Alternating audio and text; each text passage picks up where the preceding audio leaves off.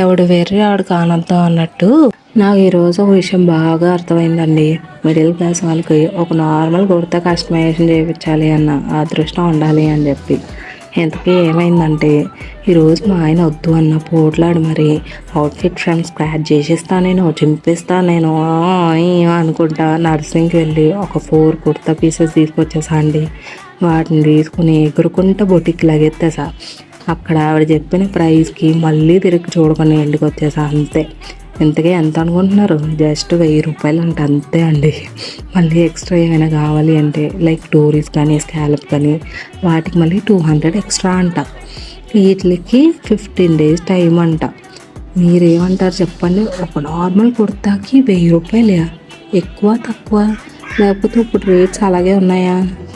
నేను చదువుకున్న రోజుల్లో అయితే ఒక్క కుర్తా వితౌట్ లైనింగ్ అయితే 250, విత్ లైనింగ్ అయితే 350 కుట్టించేవారండి.